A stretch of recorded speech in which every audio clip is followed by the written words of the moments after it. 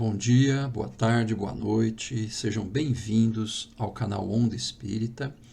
Meu nome é Carlos Rangel e nós estamos aqui para realizar mais um estudo do livro Cartas de uma Morta.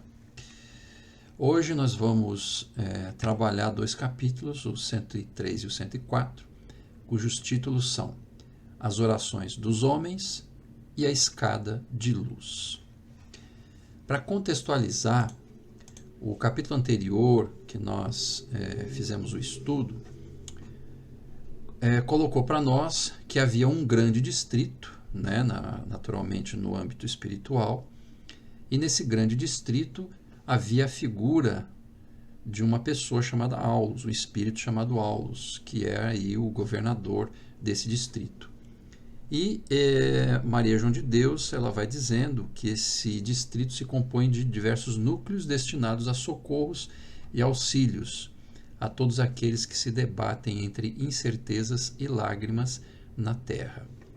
Então isso foi para contextualizar, né, para a gente entender que o espírito instrutor de Maria João de Deus estava conversando com ela e ensinando e falando sobre questões, situações ocorridas, né, como vem acontecendo em todo o livro, no mundo espiritual. Nesse caso, ele faz menção a esse distrito, faz menção ao governador do distrito, e o capítulo que nós vamos estudar hoje, que é a sequência, né, cujo título é As Orações dos Homens, vai continuando dizendo o seguinte, né, o espírito instrutor de Maria João de Deus vai dizendo o seguinte para ela: nossa especialidade é examinar as preces dos seres terrenos. Então, pessoal, é interessante esse capítulo que nós vamos estudar agora, porque ele vem falar de uma coisa muito importante para todos nós, que é a oração, e da qual muitos de nós também não damos a devida importância, né? Então, ele vem mostrando como que se lida com as orações no plano espiritual. Então, isso é muito importante da gente ouvir, né? Então, de novo, ele fala nossa especialidade, ou seja, ele está falando que ele está dentro desse processo, né? Nossa especialidade é examinar as preces dos seres terrenos. Então, aqui ele já está dizendo que as preces que nós aqui na Terra proferimos, elas são examinadas pela espiritualidade. E aí ele continua dizendo assim: acudindo às casas de oração ou a qualquer lugar onde há um espírito que pede e que sofre. Então veja, eles também ouvem as orações e também atendem às casas de oração ou qualquer lugar onde haja algum espírito que pede e que sofre. Olha só como ele vai dizendo aqui que todos nós somos atendidos nas nossas orações. Ele vai detalhando, definindo essa questão. Ele diz assim, ó: as rogativas de cada um, então, são anotadas e examinadas por nós. Olha só que interessante. Então, todas as nossas rogativas, as preces que nós fazemos, os pedidos, né, elas são anotadas e examinadas no mundo espiritual.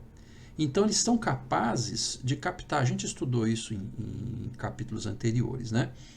Eles são capazes de captar essas orações através do pensamento, né? A partir de então, lembra que a gente até falou sobre os raios de luz das preces, umas que brilham, outras que são mais escuras, mas que vêm da terra e que sobem e que são captadas, vistas e percebidas pelos espíritos?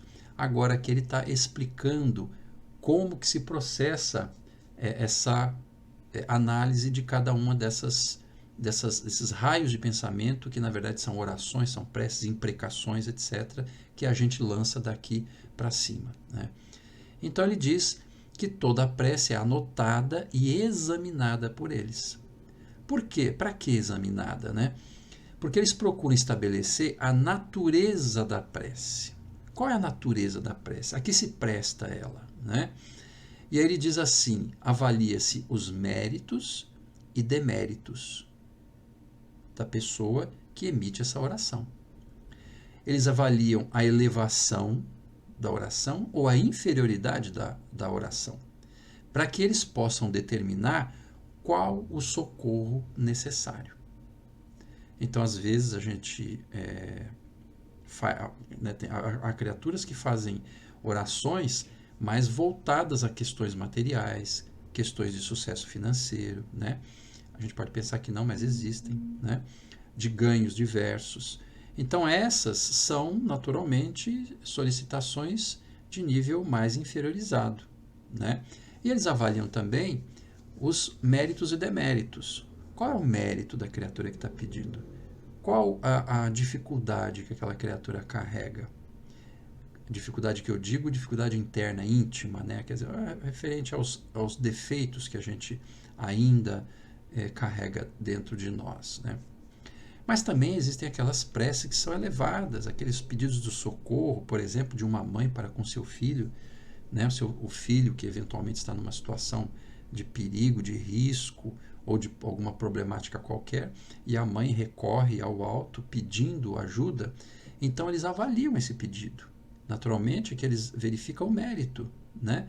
E verificam a elevação, porque esse tipo de pedido, vocês sabem, né? Sempre são pedidos elevados. Chico Xavier, ele falava, né? Teve a oportunidade de falar que prece de mãe arromba as portas do céu, né?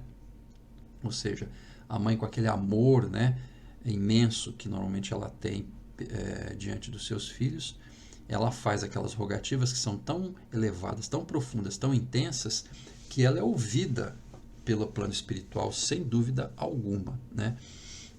E aqui nós estamos vendo que a espiritualidade não vê só, né? Acabamos de falar, não vê só as rogativas elevadas, eles veem todas as rogativas, analisam todas. E eles determinam o socorro necessário. Ou seja, independe do tipo de pedido. Qual é o socorro que aquela criatura precisa, né? E ele complementa, o orientador complementa, dizendo assim: até as orações das crianças são tomadas em consideração. Olha que beleza, que bonito, né? Até as crianças são ouvidas, né? E por que não, não é? Qualquer pedido, qualquer súplica tem a sua anotação particular. Então veja, a benevolência espiritual, a benevolência de Jesus, a benevolência de Deus proporciona essa hierarquia de espíritos, essa estrutura de atendimento para que nós possamos ser atendidos nas nossas necessidades, né? O orientador diz assim que há orações sublimes que se elevam da terra até o nosso distrito. Tão puras elas são, todavia, que atravessam as nossas regiões como jatos de luz, buscando esferas mais altas e mais elevadas que a nossa. Ou seja, existem alguns pedidos de alguns espíritos encarnados aqui que são tão elevados no seu pedido, a súplica ela é tão intensa e bela, que ela atravessa até o distrito de Aulos, né, desse governador, e vai para regiões mais altas. Ou seja, são criaturas que têm um merecimento, têm um potencial maior, né, do que a média, né? Mas é muito interessante a gente ter essa percepção. E ele diz que também existem igualmente as imprecações mais escuras e mais dolorosas, né? Então são aqueles gritos inferiores de dor, mas de avareza, de inferioridade, de egoísmo, de orgulho, né? Essas imprecações também chegam lá para eles, né? E ele diz que, apesar disso, todas essas rogativas merecem o particular carinho e a curada atenção deles. Olha só que coisa bela que nós temos à nossa disposição. A oração que é absolutamente atendida pela espiritualidade maior para todos nós, independente do nosso nível evolutivo. E o orientador, né, ele complementa essa reflexão, esse ensinamento para Maria João de Deus e, por conseguinte, para nós, dizendo que há muitos espíritos elevados sobre as ordens imediatas de Aulos e que vêm até nós transmitindo as ordens necessárias. Ou seja, esse instrutor de Maria João de Deus, ele diz que existem espíritos mais elevados do que ele, mas que estão sob as ordens de Aulos. Aulos é um grande espírito, né? Um espírito elevadíssimo, né?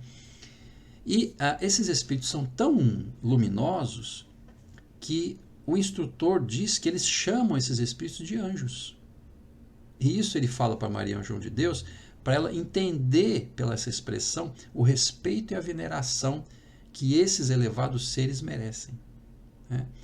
E ele ainda complementa dizendo que sempre um desses anjos chefia as expedições que atendem os que erram e padecem na terra, nos torvelinhos da luta material.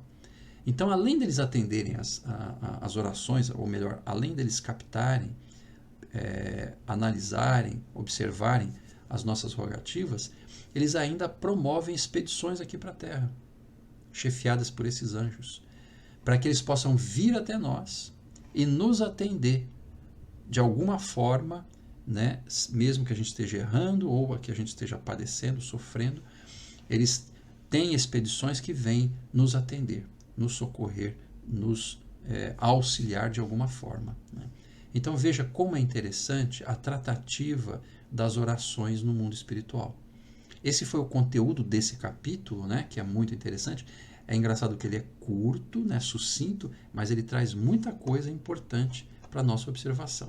Na sequência, o outro capítulo, 104, cujo título é A Escada de Luz, o Espírito Orientador ele continua dizendo para Maria de João de Deus o seguinte: da esfera em que me encontro, ou melhor, aqui é Maria João de Deus que está, na verdade, que está nos fornecendo a informação, né? Ela diz assim: na esfera em que me encontro, percebo perfeitamente que existe uma escada de luz atravessando os abismos, ligando as esferas umas às outras.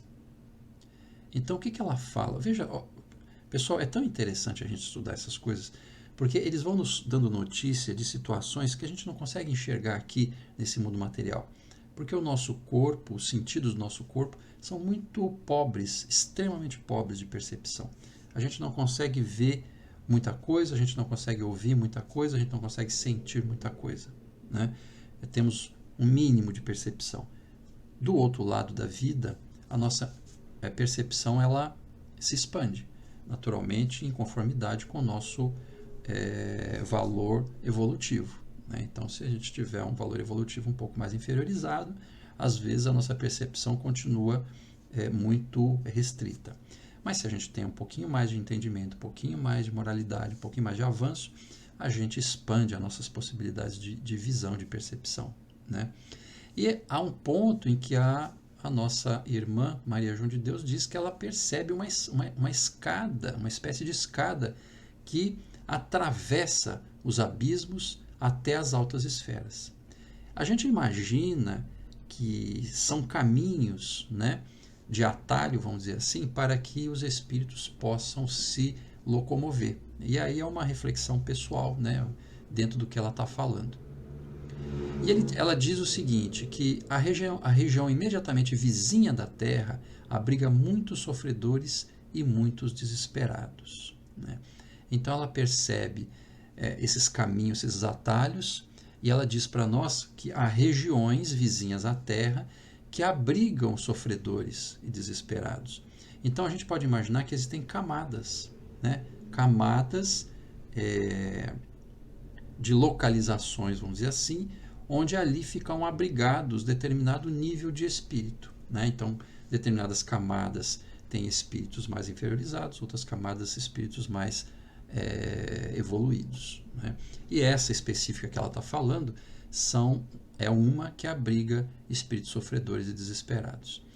E aí ela continua dizendo que frequentemente, né, eles descem para buscar irmãos que suplicam e que choram. Quer dizer, descem no sentido de ir a essas esferas dos sofredores, para que eles possam auxiliar os que suplicam e choram, implorando auxílio e socorro de Deus. E ela vai trazendo também para nós mais uma informação que é corroborada por uma série de livros, de obras espíritas, né?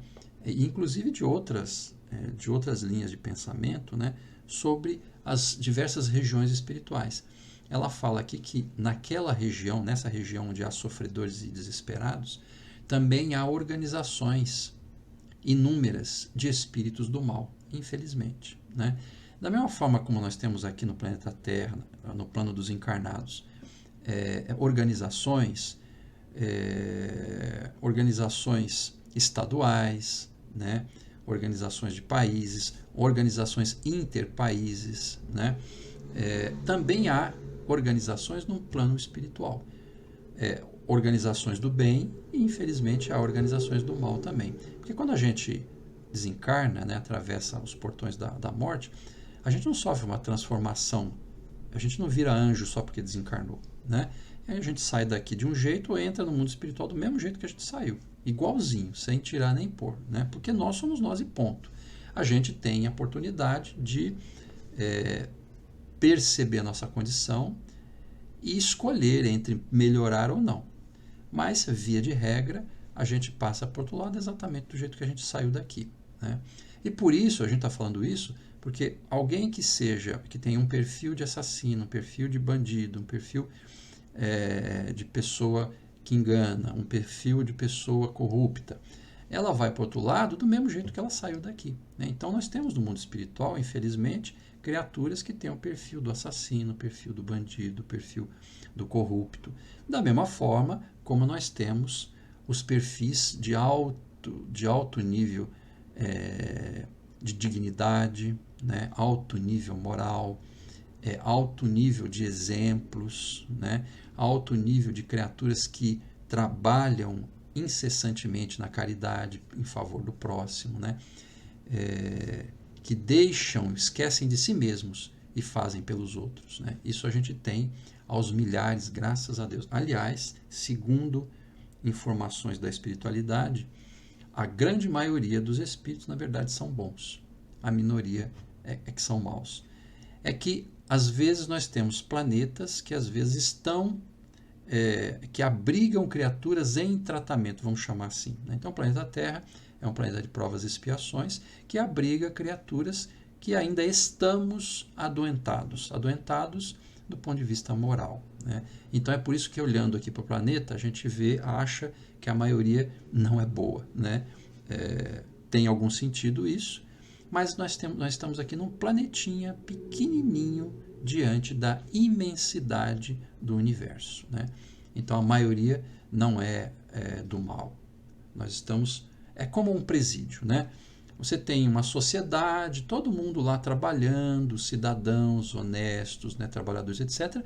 Mas alguns não são bons, aprontam dentro da sociedade e são transferidos, localizados para dentro de presídios.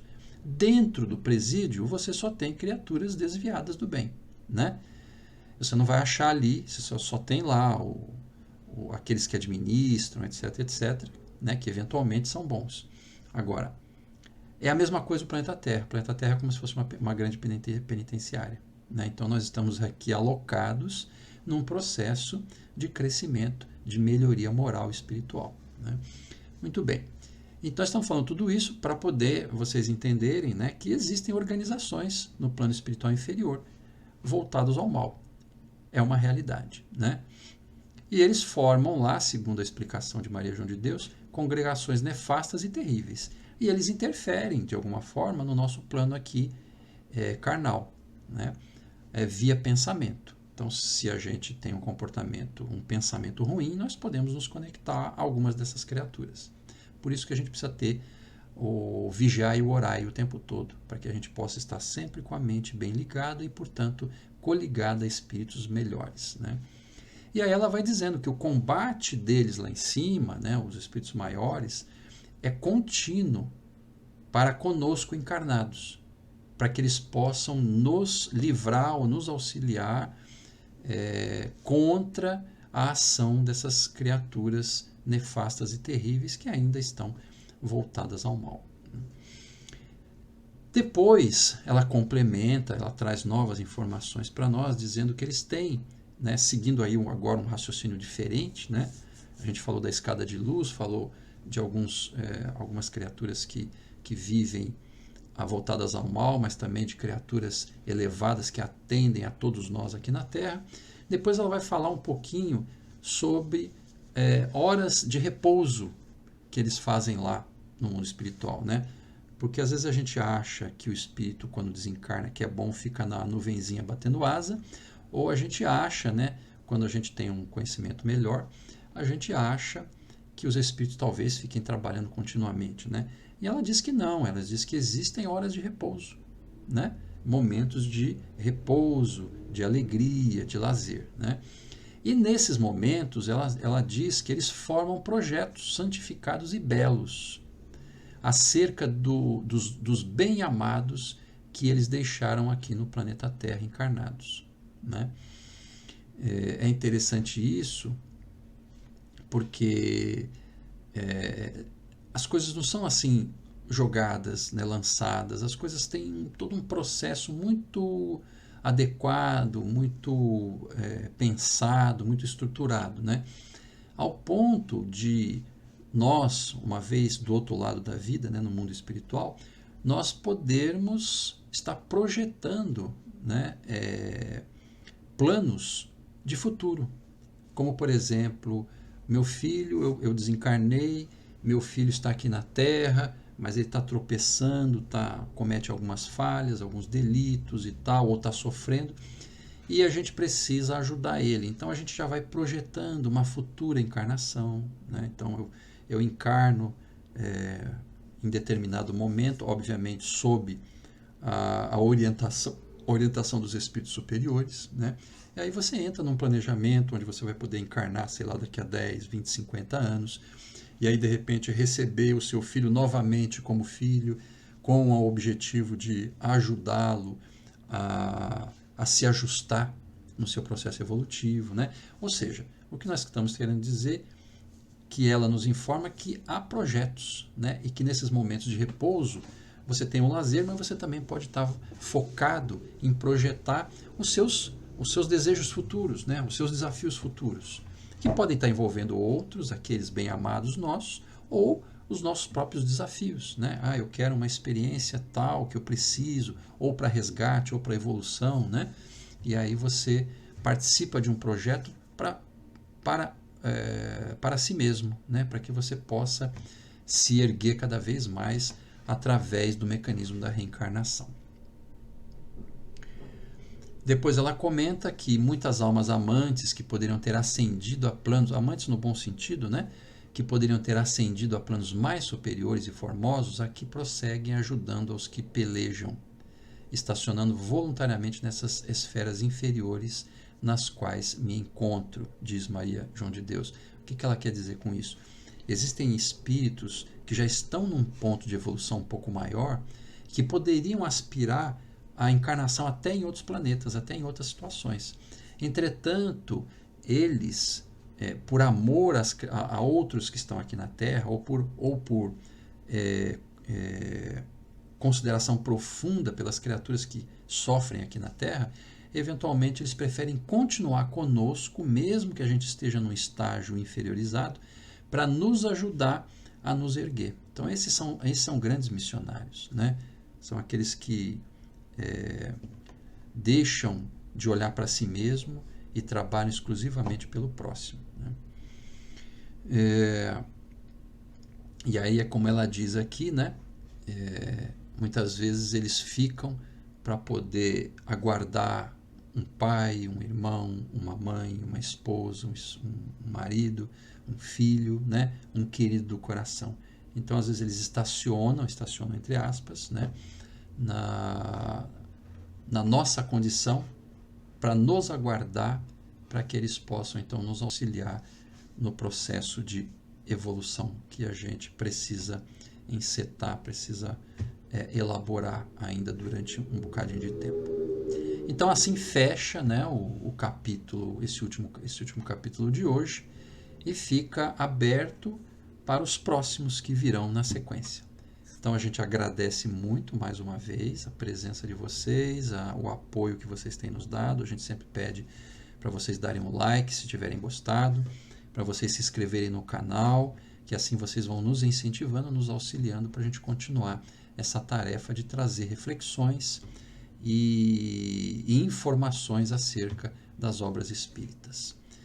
Fiquem com Deus e até a próxima.